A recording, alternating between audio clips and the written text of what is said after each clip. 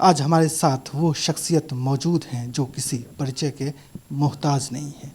जी हाँ, हमारे साथ मौजूद हैं आरजेडी के कद्दावर दिग्गज नेता अबू दोजाना साहब।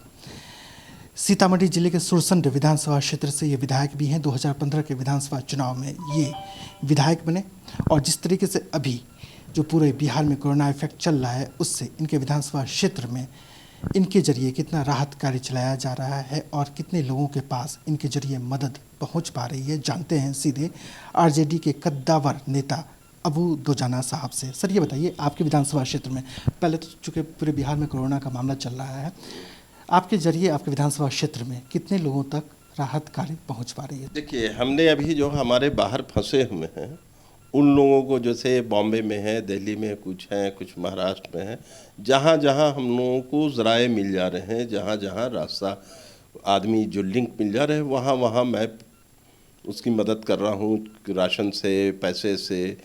और जहाँ कुछ लोगों की ऑथेंटिक जो एकदम कन्फर्म है, जिनके अकाउंट नंबर आ जाती है, उनको पैसे मैं भेज रहा हूँ। तो इस तरह फिर क्षेत्र में अभी हमने राहत का काम अभी फर्स्ट फेज शुरू किया, जैसे सैनिटाइज़र है, साबुन है, मास्क है, तीनों प्रखंड में हमने अपने विधानसभा में भेजा है। अभी दूसरा शुरू करने जा रहे हैं हम लोग, अब 3 के बाद राशन का भी हम लोग इंतज़ाम कर रहे हैं कि चावल वावल जो बेचारे मज़दूर हमारे गरीब जो डेली वेजेस पे काम करते थे, जिनको काम नहीं मिल रहा है, जो मजदूरी करते थे, उन लोगों को चिन्हित करके उनके पंचायत में, उनके वार्ड में उन लोगों को मदद हम लोग कर रहे हैं। और अभी हम लोग करवा रहे हैं और ज़्यादा हम लोग करने के 3 के बाद से शुरू करेंगे हम लोग। आपके बारे में कहा जाता है अबू दोजाना साहब कि आपका आगाज़ ही अंजाम होता है, लेकिन इस पर विपक्षी बता रहे हैं कि क्षेत्र में जिस तरीके से लोगों के पास मदद पहुंचनी चाहिए, शुरुआत उस तरीके से नहीं हो पाई। हालांकि आपने दुरुस्त किया, सबके पास राशन या अनाज या बाकी जो भी चीज़ें हैं, सैनिटाइजर से लेकर तमाम चीज़ें पहुंचनी शुरू हुई हैं, लेकिन विरोधी ये क्यों कह रहे हैं कि इस बार अबू दोजाना साहब थोड़ा सा लेट कर गए? देखिए, काम करने में जिस तरह लॉकडाउन है, लॉकडाउन में बहुत मुश्किल से हम लोगों को पास मिला सामान भेजने के लिए। सबसे बड़ा चीज़ तो है कि लॉकडाउन है, लॉकडाउन के हिसाब से समझना। और जैसे ही लॉकडाउन, एक ही दिन में सारी चीज़ें नहीं होती हैं। लॉकडाउन के 5 दिन 7 दिन हम लोगों को समझने में लगा कि व्हाट इज़ द लॉकडाउन। ये जो एक फेक पेंडेमिक जो चल रहा है, जिसको पूरी दुनिया में दहशत पैदा कर दी गई है, तो उसके बारे में भी हम लोगों को समझना पड़ रहा था। लेकिन जो मीडिया बोल रहा है उस बात को हमको भी हम भी उसी के साथ मान रहे हैं। लेकिन that is a fake pandemic है। ये जिस तरह एक हैवोक है, जिस तरह एक दहशत पैदा हो गया, वो दहशत के लिए था नहीं। एक है, चलिए एक कोल्ड वायरस है, कोल्ड वायरस में प्रिकॉशन लिया जाता है।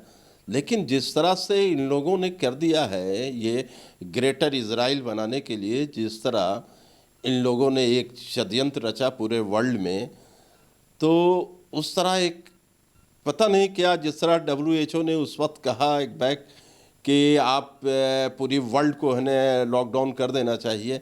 फिर अभी 2-3 दिन में हम देख रहे हैं कि WHO ने कहा है कि भाई 2 करोड़ लोग भूखे प्यासे कहत से मारे जाएंगे।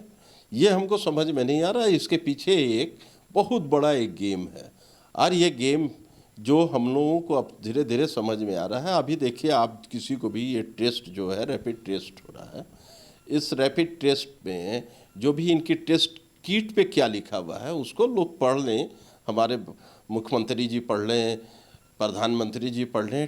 टेस्ट ट्यूब किट जो है उस पर साफ लिखा हुआ है कि ये टेस्ट ट्यूब में डायग्नोस नहीं हो सकता। तो फिर कैसे आप इसको कोरोना वायरस के लिए, आप कोई भी आम आदमी बीमार पड़ रहा है, किसी भी बीमारी को, कैंसर का बीमार है, किसी चीज़ का, उसको आप टेस्ट करोगे उस किट से तो उसको पॉजिटिव दिखाएगा। तो इसका मतलब नहीं कि कोरोना से एक्यूट है। सिंपल सर्दी खांसी भी हो जा रहा है, आप चेक कर रहे हो, उसको उठा रहे हैं, क्वारंटाइन में डाल रहे हो, व्हाट डू मीन। आप जिस तरह ट्यूबरकुलोसिस का डिजीज़ है, जिस तरह वायरस जो 1:10 का रेशियो होता है, फैलता है, तो 1:2 में है ये। इनकी तरफ से एक नया शब्द आया है जो देश में शायद पहली बार यूज किया गया कि फेक।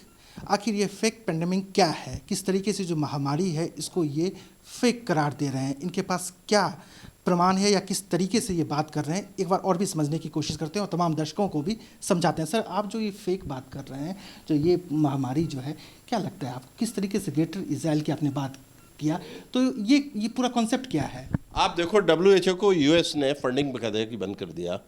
आप जबकि बिल गेट्स जो है अभी WHO को फंडिंग कर रही है। अभी बिल गेट्स ने अभी ये वैक्सीन जो अभी सबसे बड़ा एक बहुत बड़ा फंडा ये वैक्सीन बिजनेस वर्ल्ड में, इसकी दौड़ में लगे में, जिसमें बिल गेट्स का बहुत बड़ा एक रोल है। जो बिल गेट्स वो चक्कर में है, वैक्सीन में एक माइक्रो चिप्स यानी नैनो चिप्स वो डालेंगे और वो बॉडी के अंदर इंसेक्ट होगा और उसके बाद ये पूरे वर्ल्ड के अवाम का वो उसके बाद वो कंट्रोल करेंगे।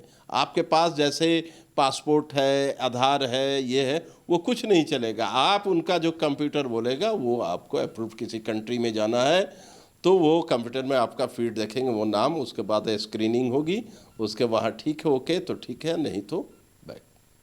तो ये एक बहुत बड़ा एक ग्रेटर इजराइल का एक जिक्र चल रहा है कि जो पॉपुलेशन कंट्रोल करना। भी देखिए, कल परसों में बिल गेट्स ने कहा दिया था कि पॉपुलेशन बहुत ज़्यादा बढ़ गया पॉपुलेशन, तो पॉपुलेशन बढ़ गया, पॉपुलेशन कंट्रोल करने के लिए आप कहीं ना कहीं मारने की कोशिश कर रहे हो। दूसरा, जैसे आपने बोला कि फेक पेंडेमिक, चलो हम बताते हैं फेक पेंडेमिक क्या। आप इंडिया में डेथ रेशियो क्या है, आप डिफाइन कर रहे हैं कौन से पेशेंट कौन से डिजीज से मर रहे हैं।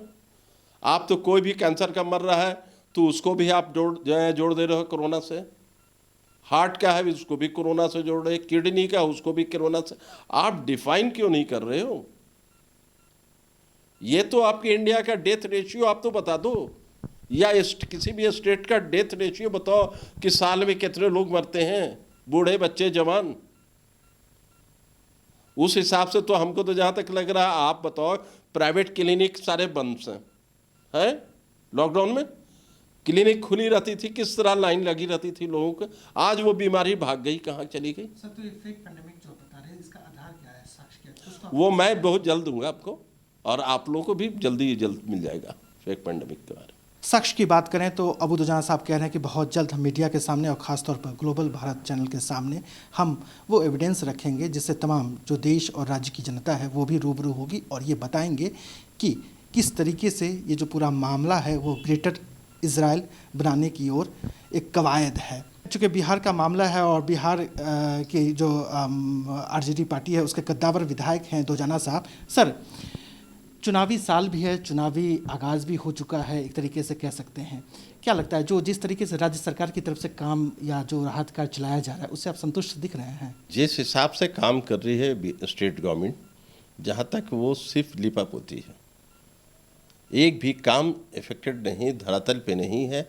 जनता हमारी मर रही है। उनके जिस तरह अनाउंस किए कि उन्होंने राशन फ्री कर दिया, ये कर दिया, पूछ नहीं जाके, आप खुद सर्वे कर लो किसी पंचायत में क्या मिला।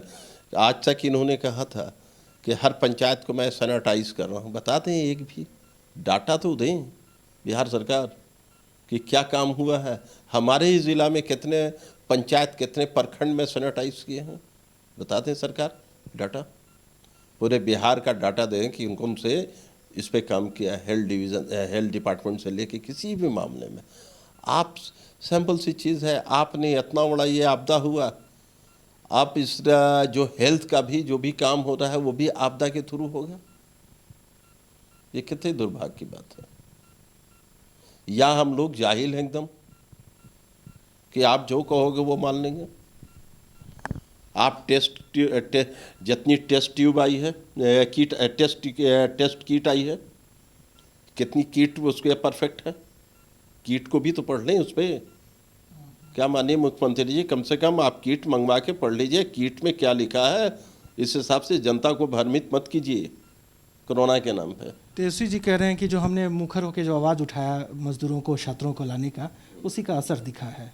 हाँ, हमारे जो नेता माननीय तेजस्वी यादव जी ने जिस तरह से अभी जो बिहार की जनता के लिए बाहर में सेवा की, अदर स्टेट्स में जो फंसे हुए थे, और गुहार भी लगाया बिहार गवर्नमेंट से, और अथना हम लोगों ने, हमारे नेता जिस तरह से दबाव डाला, उसका दबाव का नतीजा है कि मुख्यमंत्री अब जाके कुछ सक्रिय हुए हैं और सोच रहे हैं कि बाहर से जो लोग फंसे हुए हैं उनको लाने की के बारे में विचार करने की बात हो रही है, अभी विचार नहीं। एक आखिरी सवाल लेंगे। आप ग्लोबल भारत चैनल के जरिए देश और अपने विधानसभा क्षेत्र की जनता को क्या संदेश देना चाहेंगे इस महामारी के मौके पे? देखिए, इस तरह का जो अभी जो भारत पूरे वर्ल्ड ही में जिस तरह का इस तरह का हंगामा चल रहा है, तो जिस तरह स्टेट गवर्नमेंट कानून का तो पालन करना ही है, जो हमारा देश का कानून बोलता है, हमारी सरकार जो कानून लागू करेगी उसको मानना है।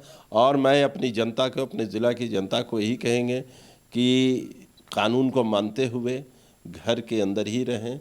साफ़ सफाई सबसे बड़ी चीज़ है कि साफ़ सफाई रखने ही सबसे बड़ा बीमारी भागेगी। कोरोना को भगाने के लिए साफ़ सफाई, और ऐसे भी हम लोग सोशल डिस्टेंस रखते हैं, घर के अंदर भी गुफ्तगू करते हैं या बाहर भी बात करते हैं तो कम से कम 2-4 फीट की, कि इसलिए कि जो माउथ इन्फेक्शन से पहले भी, आज तो कोरोना की वजह से सोशल डिस्टेंस, उस वक्त भी हम लोग कहते थे कि सट के नहीं बात करो कि इसलिए कि माउथ इन्फेक्शन लग जाए। तो ये माउथ इन्फेक्शन ही को मान लो कि सोशल डिस्टेंस तो रखना ज़रूरी है, सोशल डिस्टेंस भी रखें और बड़ा संयम रखें। और जो भी हो रहा है उस पे हम लोग आपकी मदद के लिए भी सरकार से को ध्यान भी दिला रहे हैं, सरकार के यहाँ गुहार भी लगा रहे हैं। जो लोग बाहर फंसे हुए उनको लाने के लिए भी, जो हमारे बिहार के स्टूडेंट्स कोटा में फंसे हैं उनको लाने के लिए, और हम अपने ज़िला के सारी जनता के लिए भी हम लोग करें। जो भी परेशानी है वो हम लोग जल्द से जल्द सरकार पर दबाव डाल के वो परेशानी को दूर करेंगे। और हमारे विरोधी दल ने, हमारे जो नेता माननीय तेजस्वी यादव जी जो हैं वो कर ही रहे हैं, और हम लोग लगे हुए हैं। हमारे नेता का आदेश है कि ज़्यादा से ज़्यादा हमारे बिहार की जनता की मदद पहुंचाइए, और उसमें हम लोग लगे हुए हैं। और उसके साथ साथ मैं आप लोगों को यही कहूँगा कि सोशल डिस्टेंस बना के रखें, साफ सफाई रखें, यही बहुत बड़ी हमारी जीत है। तो ये थे अबू दोजाना, बिहार की सियासत के बड़ा नाम है, और जिस तरीके से खुलकर बेबाकी से इन्होंने कहा है वो बहुत महत्वपूर्ण है। ख़ासतौर पे महत्वपूर्ण ये भी है कि इन्होंने ग्रेट इज़राइल बनाने की बात भी कही है, और जिस तरीके से इन्होंने फेक पेंडेमिक की बात किया है वो अपने आप में काफ़ी चौंकाने वाला है। और निश्चित रूप से जो आगे आने वाले जो वक्त हैं, जो 1-2 दिन के बाद जो हफ्ते आने वाले हैं या जो अगला दिन आने वाला है, वो सियासत में काफ़ी चौंकाने वाला होगा, क्योंकि जिस तरीके से इनकी तरफ से जो खुलासे होंगे वो निश्चित रूप से सियासत में एक नई सनसनी पैदा करेंगे।